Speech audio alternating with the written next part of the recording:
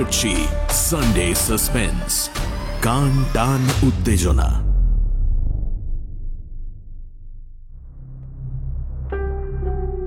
বাংলা সাহিত্যের রোমাঞ্চকর কিছু গল্প দিয়ে সাজানো আমাদের এই বিশেষ নিবেদন সানডে সাসপেন্স।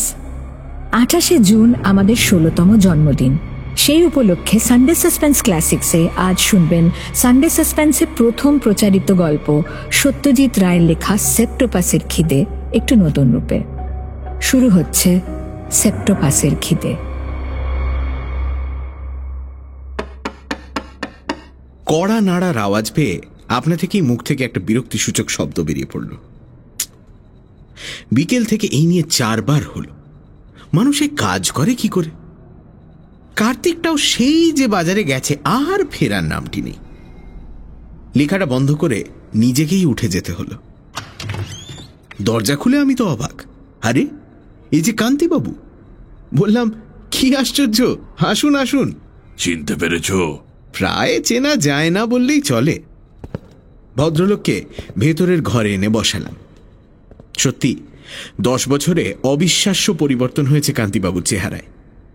একেই 1950-তে আসামের জঙ্গলে ম্যাগনিফাইং গ্লাস হাতে লাফিয়ে বেড়াতে দেখেছি।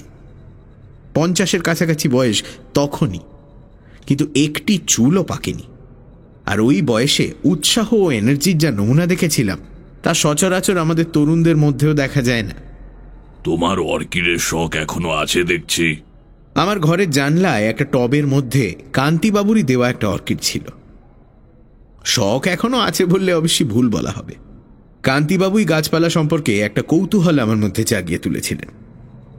তারপর উনি দেশ ছাড়া হওয়ার পর ক্রমে সে শখটা আপনা থেকেই উবে গেছে, যেমন অন্য শখগুলোও গেছে। এখন লেখা নিয়েই থাকি। ইদানিং দিনকাল বদলেছে। বই লিখেও আজকাল রোজগার হয়। 3টি বইয়ের বিক্রির টাকাতেই তো প্রায় সংসার চলে যাচ্ছে আমার। অবশ্যই সংসার বলতে আমি, আমার বিধবা মা আর চাকর কার্তিক। চাকরি একটা আছে বটে, তবে আশা আছে বই থেকে তেমন তেমন রোজগার হলে চাকরি বাকরি ছেড়ে দিয়ে কেবল লিখব আর লেখার অবসরে দেশ ভ্রমণ করব। কান্তিবাবু বসে থাকতে থাকতে হঠাৎ শিউরে উঠলেন। বললাম, ঠান্ডা লাগছে, জানলাটা বন্ধ করে দেব? এবার কলকাতায় শীতটা। না না, ওরকম আজকাল মাঝে মাঝে হয়। বয়স হয়েছে তো, তাই ওই নার্ভগুলো ঠিক।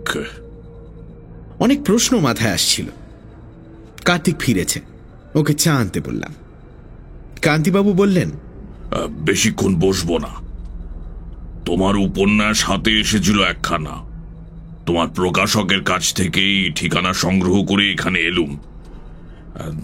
এসেছি কিন্তু একটা বিশেষ দরকারে। বলুন না। তবে তার আগে কবে দেশে ফিরলেন, কোথায় ছিলেন, কোথায় আছেন, এসবগুলো জানতে খুব ইচ্ছে করছে। ফিরেছি 2 বছর, ছিলুম আমেরিকায়। এখন আছি বারাসাতে। বারাসাত? হ্যাঁ, একটা বাড়ি কিনেছি। বাগান আছে? আছে। হ্যাঁ, গ্রিন হাউস। কান্তিবাবুর আগের বাড়ির বাগানে একটি চমৎকার গ্রিন হাউস বা কাঁচের ঘর ছিল, যাতে তিনি তার দুষ্প্রাপ্য গাছপালাগুলিকে তোয়াজে রাখতেন। কত রকম অদ্ভুত গাছ যে দেখেছি সেখানে তার ঠিক নেই। এক অর্কিডই তো প্রায় 60-65 রকমের। তার ফুলের বৈচিত্র্য উপভোগ করেই একটা পুরো দিন অনায়াসে কাটিয়ে দেওয়া যেত। কান্তিবাবু একটু ভেবে বললেন, হ্যাঁ, একটা গ্রিন হাউসও আছে। আপনার গাছপালার শখ তাহলে এই 10 বছরে কিছু কমেনি? না। কান্তিবাবু আমার ঘরের উত্তরের দেওয়ালের দিকে চেয়ে রয়েছেন দেখে আমারও সেই দিকে দৃষ্টি গেল। মাথা সমেত একটা রয়্যাল বেঙ্গলের ছাল সেখানে ঝোলানো রয়েছে। বললাম, চিনতে পাচ্ছেন? এটা সেই বাঘটাই তো। হ্যাঁ, ওই দেখুন, কানের পাশটায় বুলেটের ফুটোটাও রয়েছে।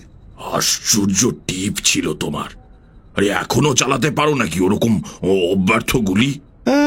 জানি না, অনেকদিন পরীক্ষা করিনি। শিকার ছেড়েছি প্রায় 5-7 বছর। কেন? অনেক তো মারলাম, বয়স হয়েছে, তাই।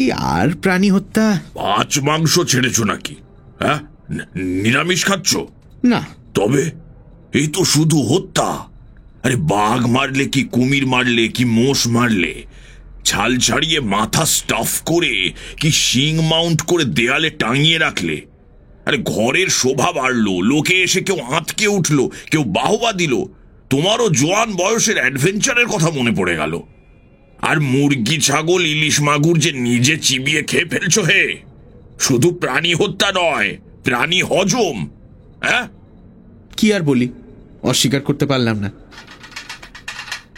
কার্তিক চা দিয়ে গেল।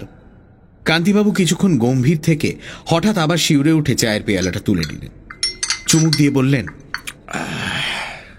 জীবে জীবে খাদ্য খাদক সম্পর্ক, সে তো সৃষ্টির গোড়ার কথা হে। ওই যে টিকটিকিটা ওত পেতে রয়েছে, দেখেছো? দেখলাম কিং কোম্পানির ক্যালেন্ডারটা ঠিক ওপরেই একটি টিকটিকি, তা থেকে ইঞ্চিখানেক দূরে একটি উচ্চিংড়ের দিকে নিষ্পলক দৃষ্টিতে চেয়ে রয়েছে। তারপর দেখতে দেখতে গুটি গুটি করে অতীব সন্তর্পণে পোকাটার দিকে অগ্রসর হয়ে হঠাৎ তীরের মতো একটা ছোবল মেরে সেটাকে মুখে পুরে নিল। কান্তিবাবু বললেন, ব্যাস চলল ডিনার। খালি খাওয়া আর খাওয়া, খাওয়াটাই সব। বাঘে মানুষ খাচ্ছে, মানুষ ছাগল খাচ্ছে, আর ছাগল কি না খাচ্ছে। ভাবতে গেলে কি বন্য, কি আদিম, কি হিংস্র মনে হয় বলতো। অথচ এই হলো নিয়ম, এছাড়া গতি নেই। এটা না হলে সৃষ্টি অচল হয়ে যাবে। নিরামিষ খাওয়াটা বোধহয় এর চেয়ে অনেক কে বললে তোমায়? হ্যাঁ, শাক সবজি, তরি তরকারি এসবের কি প্রাণ নেই?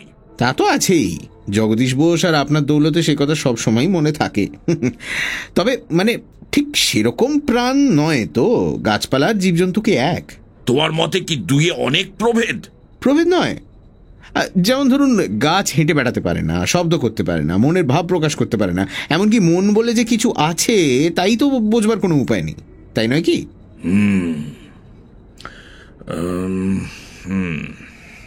কান্তিবাবু কি যেন বলতে গিয়েও বললেন না। চাটা শেষ করে কিছুক্ষণ মাথা নিচু করে বসে থেকে অবশেষে আমার দিকে চোখ তুলে চাইলেন। তার চোখের করুণ সংশয়াকুল দৃষ্টি দেখে আমার মনটা হঠাৎ কেমন যেন একটা অজানা আশঙ্কায় ভরে উঠল। সত্যি ভদ্রলোকের চেহারায় কি আশ্চর্য পরিবর্তন ঘটেছে। কান্তিবাবু ধীর কণ্ঠে বললেন, পরিমল, আমার বাড়ি এখান থেকে 21 মাইল। 58 বছর বয়সে নিজে কলেজ স্ট্রিট পাড়ায় ঘোরাঘুরি করে তোমার ঠিকানা সংগ্রহ করে যখন এখানে এসেছি, তখন নিশ্চয়ই তার একটা গূঢ় কারণ আছে। মানে এটা বুঝতে পারছো তো? নাকি ওই সব আজে বাজে রং চড়ানো গল্পগুলো লিখে সে বুদ্ধিটাও হারিয়েছ? ভাবছো লোকটা একটা টাইপ বটে? হ্যাঁ, একটা গল্পে লাগাতে পারলে বেশ হয়। লজ্জায় আমার মাথা হেঁট হয়ে গেল। কান্তিবাবু ভুল বলেননি, তাকে একটা গল্পের চরিত্র হিসেবে ব্যবহার করার পরিকল্পনা মনের আনাচে কানাচে সত্যিই ঘোরাফেরা করছিল। ভদ্রলোক বললেন, জীবনের সঙ্গে যোগ বিচ্ছিন্ন হলে যাই লেখো না কেন, সব ফাঁকা আর ফাঁকি হয়ে যাবে। আর এটাও মনে রেখো যে তুমি কল্পনায় যতই রং চড়াও না কেন, বাস্তবের চেয়ে কখনোই তা বেশি বিস্ময়কর হতে পারবে না। যাকে আমি তোমায় উপদেশ দিতে আসিনি, আমি এসেছি সত্যি বলতে কি তোমার সাহায্য ভিক্ষে করতে। কান্তিবাবু আবার বাঘটার দিকে চাইলেন। কি সাহায্যের কথা বলছেন ভদ্রলোক? তোমার বন্দুকটা আছে না বিদায় করে দিয়েছ? আমি একটু চমকে গিয়ে ভদ্রলোকের দিকে চাইলাম। বন্দুকের কথা জিজ্ঞেস করছেন কেন? বললাম, আছে, তবে মরচে ধরেছে বোধহয়। কিন্তু কেন? কাল ওটা নিয়ে আমার বাড়িতে একবার আসতে পারবে? আমি আবার ভদ্রলোকের দিকে চাইলাম। না, রসিকতার কোনো ইঙ্গিত নেই তার দৃষ্টিতে। অবশ্যই কেবল বন্দুক না, টোটাও লাগবে। কান্তিবাবুর এই অনুরোধে কি বলবো চট করে ভেবে পেলাম না। একবার মনে হলো কথা শুনে হয়তো বুঝতে পারছি না, কিন্তু আসলে হয়তো ভদ্রলোকের মাথা খারাপ হয়ে গেছে। খামখেয়ালি সেই বিষয়ে তো কোনো সন্দেহ নেই, নইলে আর জীবন বিপন্ন করে উদ্ভট গাছপালার উদ্দেশ্যে কেউ বনে বাতাড়ে ধাওয়া করে। বললাম, বন্দুক নিয়ে যেতে আমার কোনো আপত্তি নেই, তবে কারণটা জানার তো বিশেষ কৌতূহল হচ্ছে। আপনাদের অঞ্চলে জন্তু জানোয়ার কি চোর ডাকাতের উপদ্রব হচ্ছে নাকি? সেসব তুমি এলে পরে বলবো। বন্দুকের প্রয়োজন শেষ পর্যন্ত নাও হতে পারে, আর যদি বা হয়ও, এটুকু বলে রাখছি যে তোমায় কোনো দণ্ডনীয় অপরাধের দায় পড়তে হবে না। কান্তিবাবু উঠে পড়লেন। তারপর আমার কাছে এগিয়ে এসে আমার কাঁধে হাত রেখে বললেন, তোমার কাছেই এসেছি কারণ শেষ যা দেখেছি তোমায়, তাতে মনে হয়েছিল যে আমার মতো তোমারও নতুন ধরনের অভিজ্ঞতার প্রতি একটা বিশেষ আকর্ষণ আছে। তাছাড়া আমার লোক সমাজে যাতায়াত আগেও কম ছিল, এখন প্রায় নেই বললেই চলে, এবং চেনা পরিচিতের মধ্যে মুষ্টিমেয় যে কজন আছে, তোমার বিশেষ গুণগুলি তাদের কারোর মধ্যেই নেই। অতীতে অ্যাডভেঞ্চারের গন্ধে যে বিশেষ উত্তেজনাটা শিরায় শিরায় অনুভব করতাম, আজ এই মুহূর্তে আবার যেন তার কিছুটা অনুভব করলাম। বললাম, কোথায় কখন কিভাবে যাব যদি বলে দেন। সে বলে দিচ্ছি। যশোর রোড দিয়ে সোজা গিয়ে বারাসাত স্টেশনে পৌঁছে ওখানকার যে কোনো লোককে মধু মুরলির দিঘির কথা জিজ্ঞেস করবে। ঠিক আছে?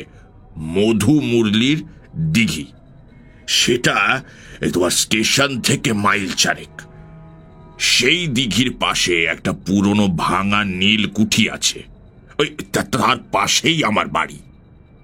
তা বলি, তোমার গাড়ি আছে তো?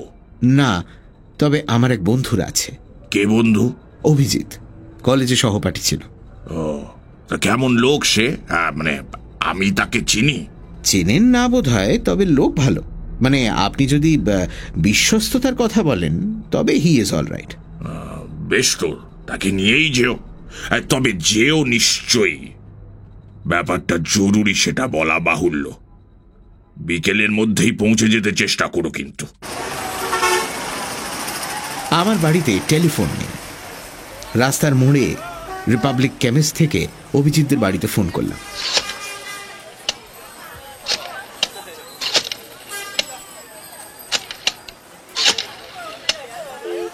বললাম, চলে আয়, এক্ষুনি জরুরি কথা আছে।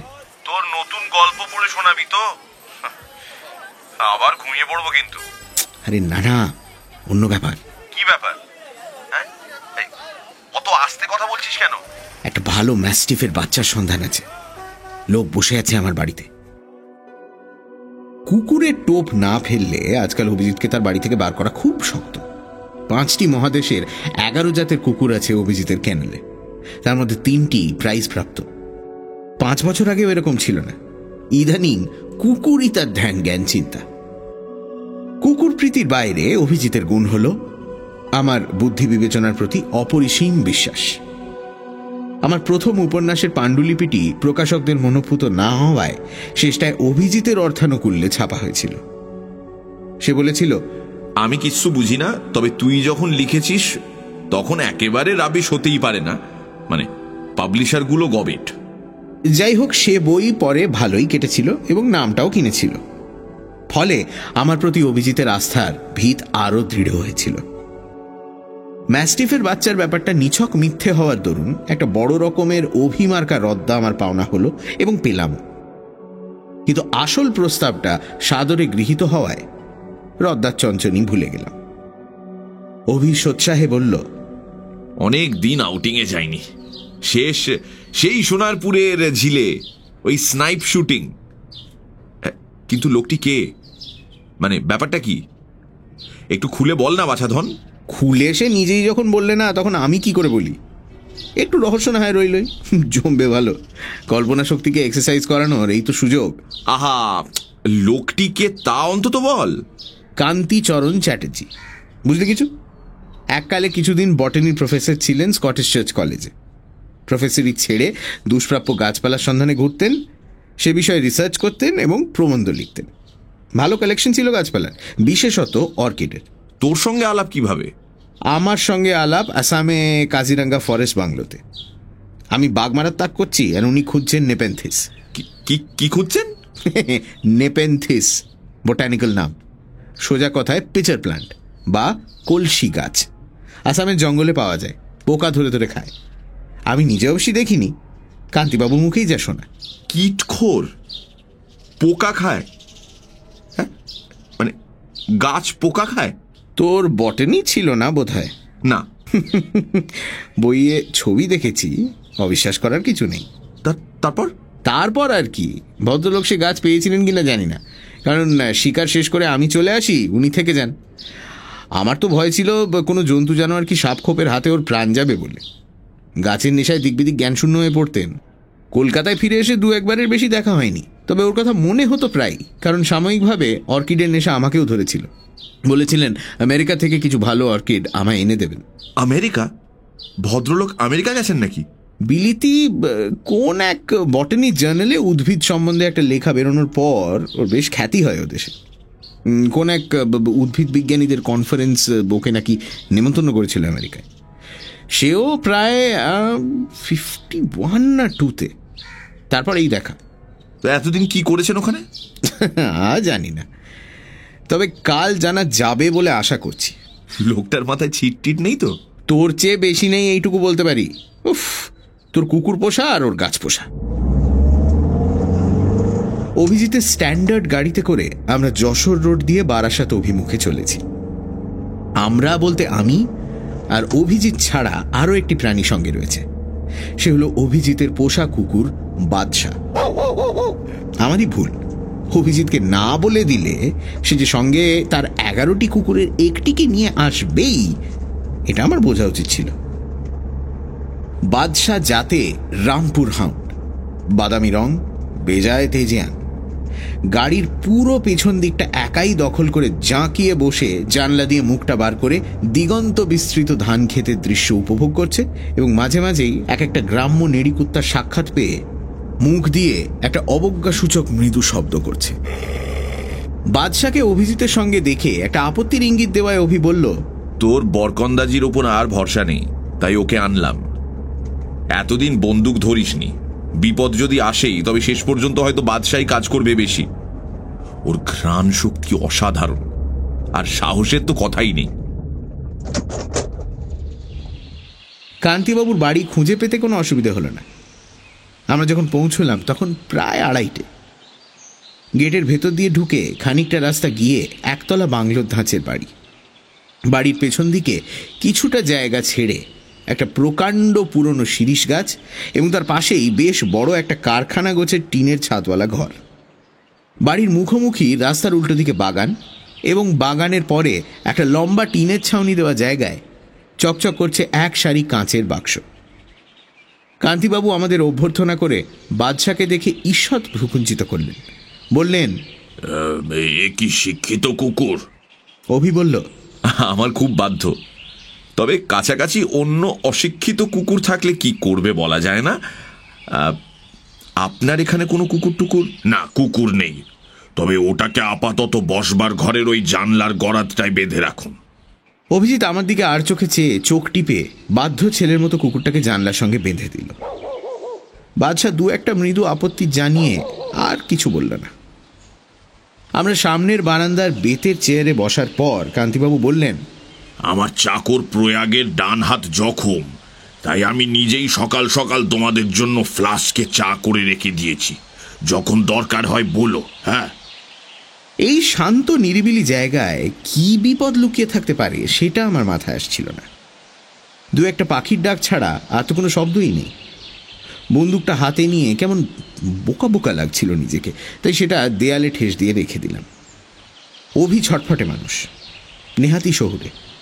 গ্রামাঞ্চলের প্রাকৃতিক শোভা, অসৎ পাতার হাওয়া, ঝিরঝির শব্দ, নামনা জানা পাখির ডাক, এসব তার মোটেই ধাতে সয় না। সে কিছুক্ষণ এদিক ওদিক চেয়ে উসখুস করে বলে উঠল, পরিমলের কাছে শুনছিলাম আপনি নাকি ওই আসামের জঙ্গলে কি এক বিদঘুটে গাছ সংগ্রহ করতে গিয়ে প্রায় বাঘের খপ্পরে পড়েছিলেন। অভির অভ্যাসই হলো রং চড়িয়ে নাটকীয়ভাবে কথা বলা। ভয় হয় কান্তিবাবু বুঝি ফস করে রেগে ওঠেন, কিন্তু ভদ্রলোক কেবল হেসে বললেন, বিপদ বলতেই আপনাদের বাঘের কথা মনে হয় না? সেটা অবশ্যই আশ্চর্য নয়, অধিকাংশেরই তাই। তবে না, বাঘের কবলে পড়িনি। জোঁকের হাতে কিছুটা নাকাল হতে হয়েছিল বটে, তাও তেমন কিছু নয়। সে গাছ পেয়েছিলেন? এই প্রশ্নটা আমারও মাথায় ঘুরছিল। কান্তিবাবু বললেন, কোন গাছ? সেই যে হাঁড়ি না কলসি না কি গাছ জানি। ও, নেপেনথিস। হ্যাঁ হ্যাঁ হ্যাঁ, পেয়েছিলাম, এখনো আছে, দেখাচ্ছি আপনাদের। এখন আর অন্য কোনো গাছে তেমন ইন্টারেস্ট নেই, কেবল কার্নিভোরাস প্লান্টস। অর্কিডগুলো অধিকাংশই বিদায় করে দিয়েছি। কান্তিবাবু উঠে ঘরের ভেতরে চলে গেলেন। আমি আর অভি মুখ চাওয়াচাওয়ি করলাম। কার্নিভোরাস প্লান্টস অর্থাৎ মাংসাশী গাছ। 15 বছর আগে পড়া বটানির বইয়ের একটি পাতা ও কয়েকটি ছবি আবছাভাবে মনে পড়ে গেল। কান্তিবাবু বেরোলেন হাতে একটি বোতল নিয়ে। বোতলটা আমাদের সামনে ধরতে দেখলাম তাতে উচ্চিংড়ে জাতীয় নানান সাইজের সব পোকা ঘোরাফেরা করছে। বোতলের ঢাকনায় গোলমরিচ দানের ঢাকনার মতো ছোট ছোট ফুটো। কান্তিবাবু হেসে বললেন,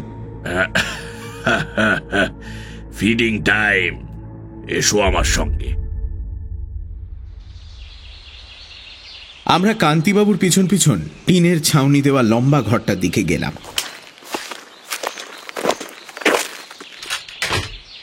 গিয়ে দেখি সার বাঁধা কাঁচের বাক্সগুলোর মধ্যে এক একটার মধ্যে এক এক রকম গাছ। তার কোনোটাই এর আগে চোখে দেখিনি। কান্তিবাবু বললেন, এর কোনোটাই বাংলাদেশে পাবে না, অবশ্যই ওই নেপেনথিস ছাড়া। একটা আছে নেপাল থেকে আনানো, একটা আফ্রিকার, অন্য সবকটাই প্রায় মধ্য আমেরিকার। অভিজিৎ বলল, এইসব গাছ এখানে বেঁচে রয়েছে কি করে? মানে এখানকার মাটিতে কি? মাটির সঙ্গে কোনো সম্পর্ক নেই এদের। তবে এরা মাটি থেকে প্রাণ সঞ্চয় করে না। মানুষ যেমন ঠিকমতো খাদ্য পেলে নিজের দেশের বাইরে অনেক জায়গাতেই স্বচ্ছন্দে বেঁচে থাকতে পারে, এরাও তেমনই ঠিক মতো খেতে পেলেই বেঁচে থাকে, সে যেখানেই হোক না কেন। কান্তিবাবু একটা কাঁচের বাক্সের সামনে গিয়ে দাঁড়ালেন। ভেতরে এক আশ্চর্য গাছ। 2 ইঞ্চি লম্বা সবুজ পাতাগুলো দুপাশে সাদা সাদা দাঁতের মতো খাঁজ কাটা। বাক্সটার সামনের দিকের কাঁচের গায়ে একটা ছিটকিনি দেওয়া বোতলের মুখের সাইজের গোল দরজা। কান্তিবাবু দরজাটা খুললেন, তারপর বোতলের ঢাকনিটা খুলে ক্ষিপ্র হস্তে বোতলের মুখটা দরজার ভেতরে গলিয়ে দিলেন। একটা উচ্চিংড়ে বোতল থেকে বেরোতেই কান্তিবাবু বোতলটাকে বাইরে এনে চট করে ঢাকনিটা লাগিয়ে দিয়ে বাক্সের দরজাটা বন্ধ করে দিলেন।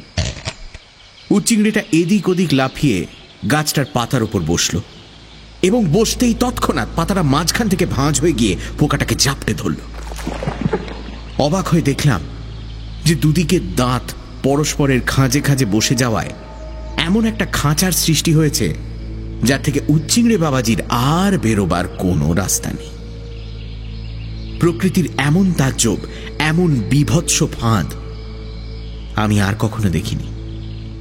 অভি ধরা গলায় জিজ্ঞেস করল, পোকাটা যে ওই পাতাতেই বসবে তার কোনো গ্যারান্টি আছে কি? কান্তিবাবু বললেন, আছে বই কি। গাছগুলো থেকে এমন একটা গন্ধ বেরোয় যেটা পোকাকে অ্যাট্রাক্ট করে।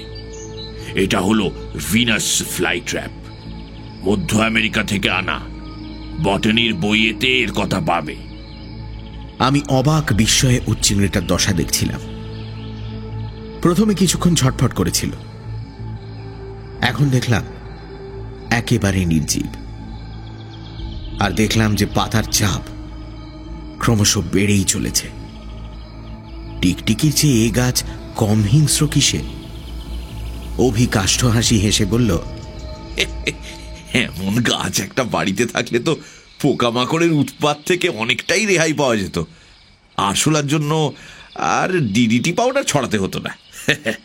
কান্তিবাবু বললেন, এ গাছ আরশোলা হজম করতে পারবে না।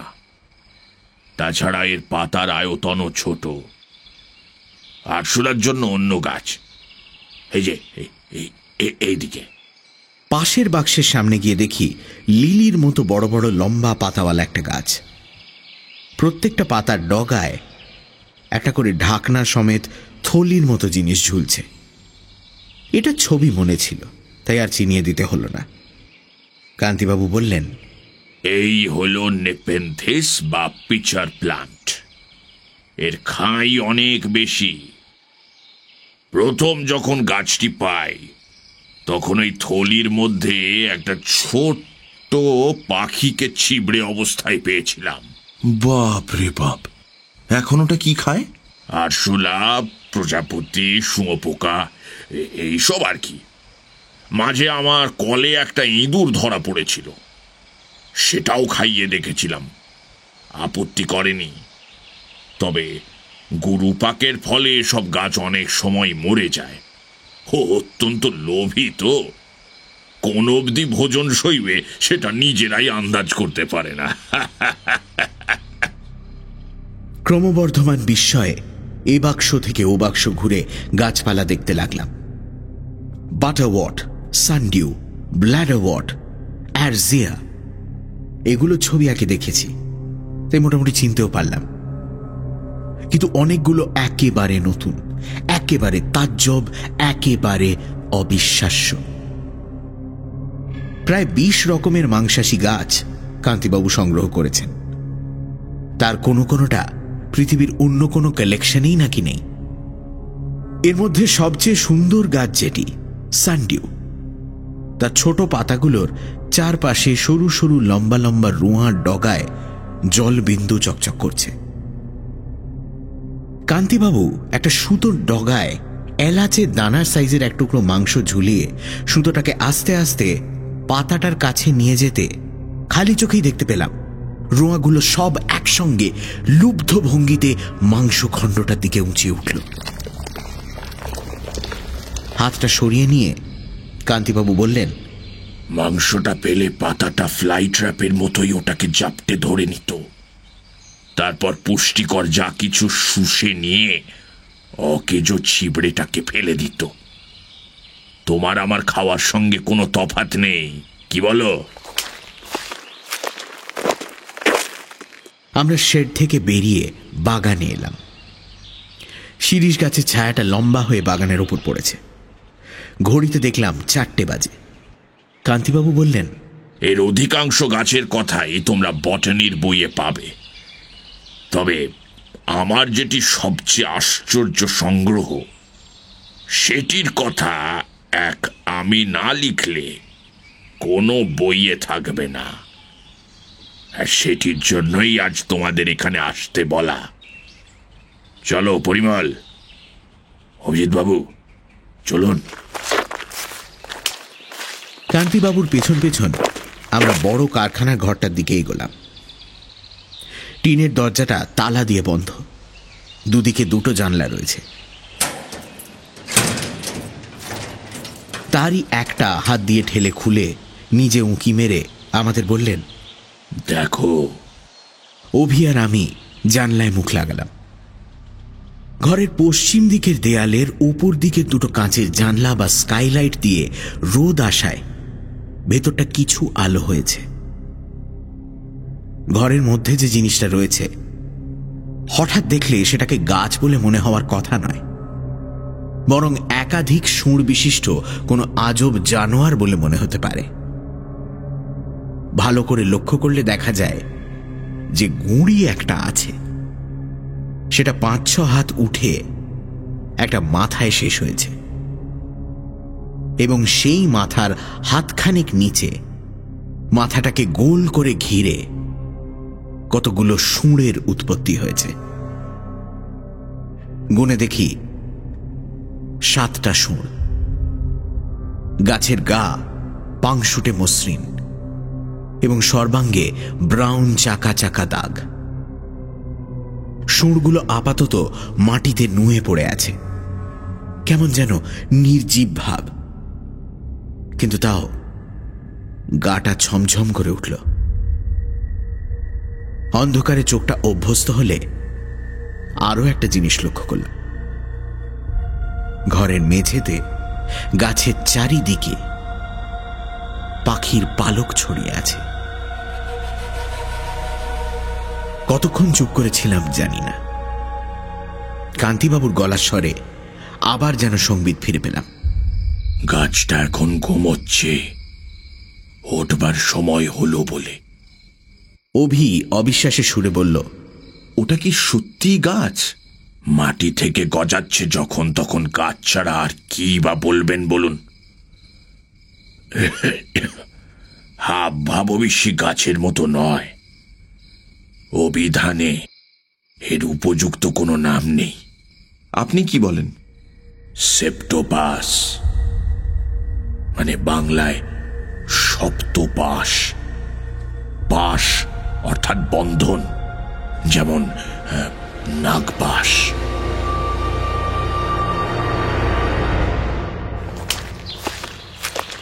আমরা বাড়ির দিকে হাঁটতে আরম্ভ করলাম। আমি বললাম, এই গাছ পেলেন কোথায়? মধ্য আমেরিকার নিকারাগুয়া হ্রদের কাছে গভীর জঙ্গল আছে, তার ভেতর। অনেক খুঁজতে হয়েছে বলুন? ওই অঞ্চলেই যে আছে সেটা জানা ছিল। তোমরা বোধহয় প্রফেসর ডানস্টনের কথা শোনোনি। উদ্ভিদ বিজ্ঞানী ও পর্যটক ছিলেন। মধ্য আমেরিকায় গাছপালার সন্ধান করতে গিয়ে প্রাণ হারান। ঠিক কিভাবে তার মৃত্যু হয় কেউ জানতে পারেনি। মৃতদেহ সম্পূর্ণ নিখোঁজ হয়ে যায়। তার তৎকালীন ডায়েরির শেষের দিকে এই গাছটির উল্লেখ পাওয়া যায়। আমি তাই প্রথম সুযোগেই নিকারাগুয়ার দিকে চলে যাই। গুয়াটেমালা থেকেই স্থানীয় লোকের কাছে এই গাছের বর্ণনা শুনতে থাকি। তারা বলে শয়তান গাছ। শিষ্টায় অবশ্যই এমন গাছ একাধিক চোখে পড়ে। বাঁদর আর মাডিলো অনেক কিছু খেতে দেখেছি এই গাছকে। অনেক খোঁজার পর একটা অল্প বয়স্ক ছোটখাটো চারা গাছ পেয়ে সেইটাকে তুলে আনি। 2 বছরে গাছের কি সাইজ হয়েছে দেখতেই পাচ্ছ। এখন কি খায় গাছটা? যা দি তাই খায়। কলে ইঁদুর ধরে খেতে দিয়েছি। তারপর প্রয়াগকে বলে দিয়েছিলাম বেড়াল কুকুর চাপা পড়লে ধরে আনতে, তাও দিয়েছি। তারপর তুমি আমি যা খাই তাও দিয়েছি। ওই তোমার মুরগি ছাগল। ইদানিং খিদেটা খুব বেড়েছে, খাবার চুকিয়ে উঠতে পারছি না। বিকেলের দিকে ঘুম ভাঙার পর ভয়ানক ছটফট করে। কাল তো একটা কাণ্ডই হয়ে গেল। প্রয়াগ গিয়েছিল একটা মুরগি দিতে। হাতিকে যেভাবে খাওয়ায় সেভাবেই খাওয়াতে হয়।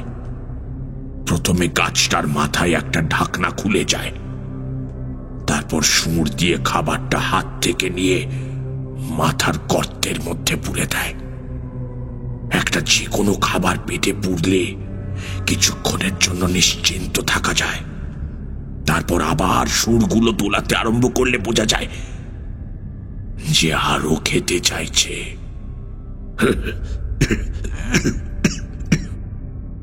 এতদিন 2টো মুরগি অথবা একটি কচি পাঠায় একদিনের খাওয়া হয়ে যেত। কাল থেকে তার ব্যতিক্রম হচ্ছে। কাল দ্বিতীয় মুরগিটা দিয়ে প্রয়াগ দরজা বন্ধ করে চলে এসেছিল।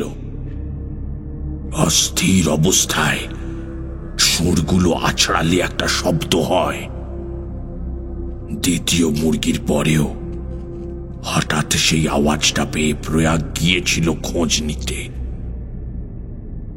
আমি তখন ঘরে বসে ডায়েরি লিখছি। হঠাৎ একটা চিৎকার শুনে দৌড়ে গিয়ে দেখি সেপ্টোপাসের একটা সুর প্রয়াগের ডান হাতটা আঁকড়ে ধরেছে। প্রয়াগ প্রাণপণে সেটা টেনে ছাড়াবার চেষ্টা করছে, কিন্তু সেই সঙ্গে সেপ্টোপাসের আর একটি সুর লক লক করে প্রয়াগের দিকে এগোচ্ছে। আমি দৌড়ে গিয়ে আমার লাঠি দিয়ে সুরটায় এক প্রচন্ড আঘাত করে 2 হাত দিয়ে প্রয়াগকে টেনে কোনো মতে তাকে উদ্ধার করি। তবে চিন্তার কারণ হচ্ছে এই যে প্রয়াগের হাতের খানিকটা মাংস সেপ্টোপাস খাবলে নিয়েছিল এবং সেটাই সে পেটের মধ্যে পুড়েছে। এ আমার নিজের চোখে দেখা।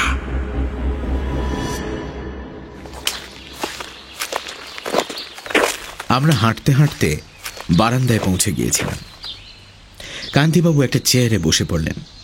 তারপর পকেট থেকে রুমাল বার করে কপালের ঘাম মুছতে মুছতে বললেন, সেপ্টোপাসের এই যে মানুষের প্রতি লোভ বা আক্রোশ থাকতে পারে, তার কোনো ইঙ্গিত এতদিন পাইনি।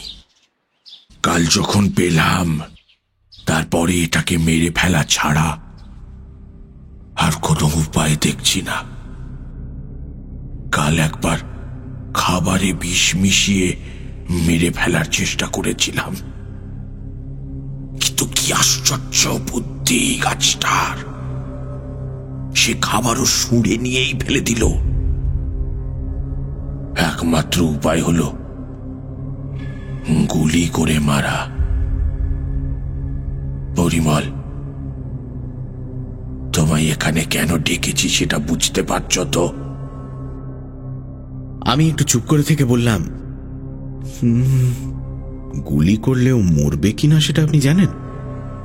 কান্তিবাবু বললেন, মরবে কিনা জানি না, তবে আমার বিশ্বাস ব্রেন বলে ওর একটা জিনিস আছে। ওর চিন্তা শক্তি যে আছে তার তো প্রমাণই পেয়েছি, কারণ আমি তো কতবার ওর কত কাছে গেছি। ও তো আমাকে কোনোদিন আক্রমণ করেনি, আমাকে চেনে যেমন কুকুর তার মনিবকে চেনে।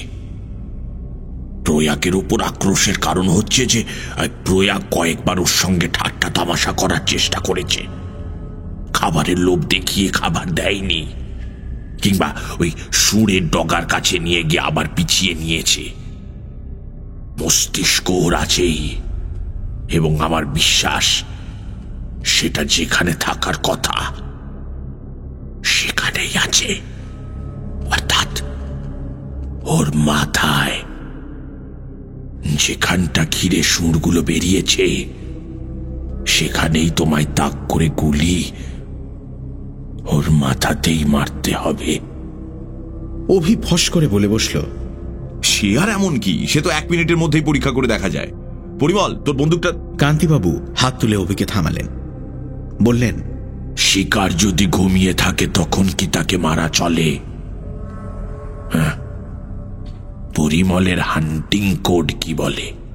আমি বললাম, ঘুমন্ত শিকারকে গুলি করাটা একেবারেই নীতিবিরুদ্ধ, বিশেষত শিকার যখন চলে ফিরে বেড়াতে পারে না, সেখানে তো প্রশ্নই উঠতে পারে না।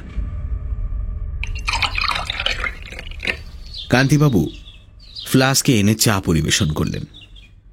চা পান শেষ হতে না হতেই মিনিট 15 মধ্যেই সেপ্টোপাসের ঘুম ভাঙল।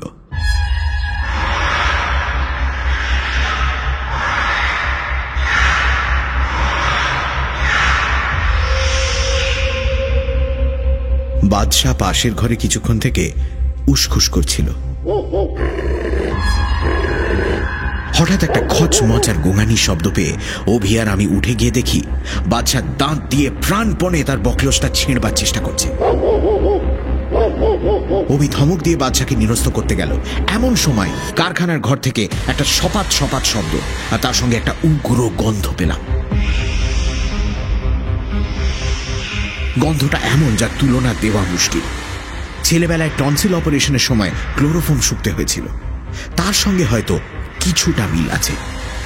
কান্তিবাবু হন্তদন্ত হয়ে ঘরে ঢুকে বললেন, চলো চলো চলো, সময় হয়ে গেছে। আমি বললাম, গন্ধটা কিসের? সেপ্টোপাসের। এই গন্ধ ছড়িয়েই ওরা শিকার। কান্তিবাবুর কথা শেষ হল না। বাদশাহ প্রচন্ড একটা টানে বকলসটা ছিঁড়ে ধাক্কা চোটে অভিকে উল্টিয়ে ফেলে তীর বেগে পাগলের মতো ছুটল ওই গন্ধের উৎসের দিকে। অভিও কোনো মতে উঠে, সর্বনাশ, বাচ্চা বাচ্চা বলে ছুটল বাদশার পেছনে। আমি গুলি ভরা বন্দুক নিয়ে কারখানা ঘরের ভেতরে ঢুকে দেখি বাদশাহ একটা বিরাট লাফে একমাত্র খোলা জানলার উপর উঠল এবং অভির বাধা দেবার শেষ চেষ্টা ব্যর্থ করে ঘরের ভেতর ঝাঁপিয়ে পড়ল। কান্তিবাবু চাবি দিয়ে দরজা খোলার সঙ্গে সঙ্গেই শুনতে পেলাম রামপুর হাউন্ডের মর্মান্তিক আর্তনাদ। ঢুকে দেখি এক সুরে শানাচ্ছে না, একের পর দ্বিতীয় এবং তৃতীয় সুর দিয়ে সেপ্টোপাস বাদশাকে মরণ পাশে আবদ্ধ করেছে।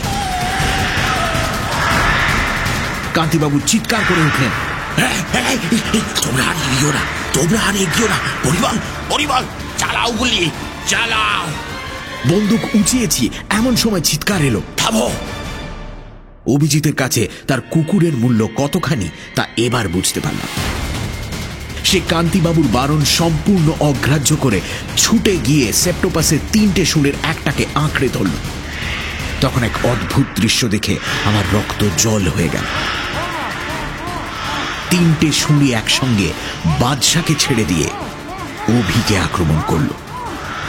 আর অন্য 4টে শুঁড় যেন মানুষের রক্তের লোভেই হঠাৎ সজাগ হয়ে লোলুপ জিহ্বার মতো লক লক করে উঠল। কান্তিবাবু আবার বললেন, চালাও চালাও চালাও গুলি, ওই যে মাথা, ওই যে। সেপ্টোপাসের মাথায় দেখলাম একটা ঢাকনি আস্তে আস্তে খুলে যাচ্ছে। ঢাকনির নিচে গহ্বর, আর অভি সমেত সুরগুলো শূন্যে উঠে সেই গহ্বরের দিকে যাচ্ছে। অভির মুখ রক্তহীন ফ্যাকাশে, তার চোখ যেন ঠিকরে বেরিয়ে আসছে। চরম সংকটের মুহূর্তে আমি এর আগেও দেখেছি আমার স্নায়ুগুলো সব যেন হঠাৎ কেমন ম্যাজিকের মতো সংযত সংহত হয়ে যায়। আমি নিষ্কম্প হাতে বন্দুক নিয়ে সেপ্টোপাসের মাথার 2টি চক্রের মধ্যিখানে অবদ্ধ নিশানায় গুলি ছুড়লাম। ছোঁড়ার পর মুহূর্তেই মনে আছে ফিনকি দিয়ে গাছের মাথা থেকে লাল রক্তের ফোয়ারা, আর মনে আছে সুরগুলি অভিকে মুক্তি দিয়ে মাটিতে নেতিয়ে পড়ছে। আর সেই সঙ্গে আগের সেই গন্ধটা হঠাৎ তীব্রভাবে বেড়ে উঠে আমার চেতনাকে আচ্ছন্ন অবশ করছে।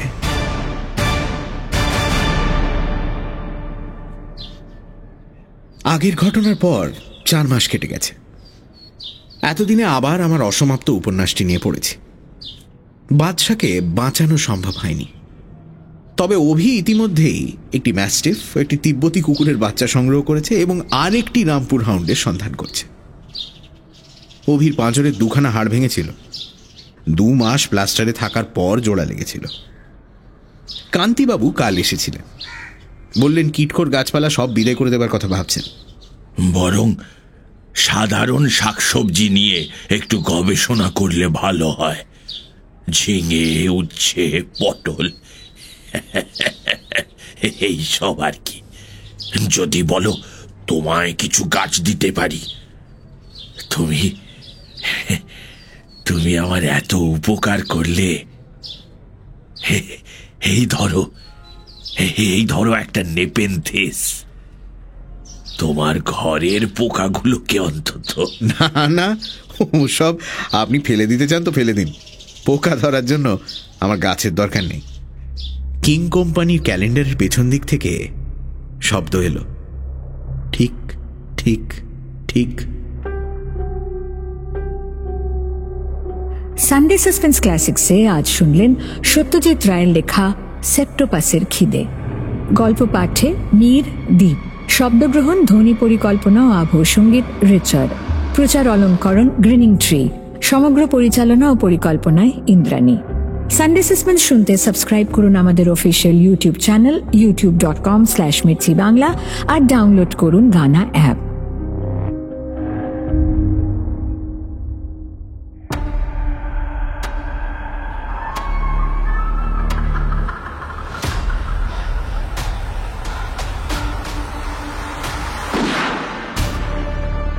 মির্চি সানডে সাসপেন্স, কান টান উত্তেজনা।